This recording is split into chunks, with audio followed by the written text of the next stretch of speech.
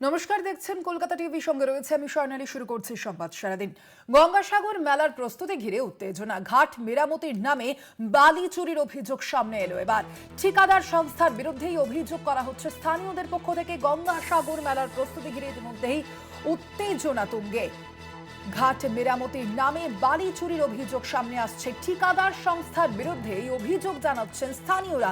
কি অভিযোগ তাদের? ঘাট মেরামতির নামে বালি চুরি করা হচ্ছে বলে অভিযোগ করা হয়েছে। মূলত ঠিকাদার যে সংস্থা, সেই সংস্থার বিরুদ্ধেই অভিযোগ। আরো বিস্তারিত জানবো, ফোন লাইনে রয়েছেন প্রতিনিধি কোয়েল মন্ডল। কোয়েল, ঠিক কি অভিযোগ স্থানীয়দের?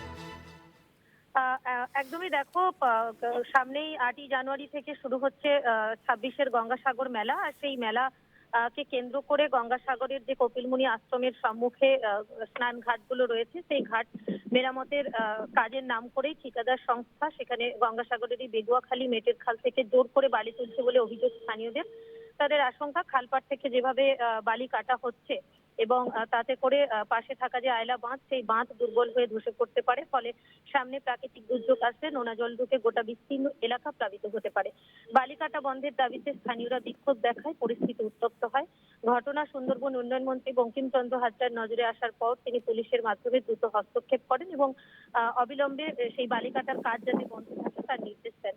ঘটনাকে কেন্দ্র করে রাজনৈতিক চাপানোতর শুরু হয়েছে এবং চর্চা শুরু হয়েছে। সেখানে বিরোধীরা অভিযোগ করছে সেচ দপ্তর অবৈজ্ঞানিকভাবে বালি কাটছে এবং শাসক দলের নেতাদের মদতেই এই বেআইনি কাজ চলছে।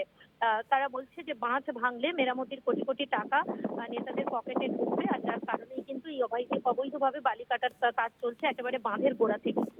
অন্যদিকে স্থানীয়রা পুরো ঘটনার বিরুদ্ধে গঙ্গাসাগর কোতোয়ালি থানায় লিখিত অভিযোগ জমা দিয়েছে।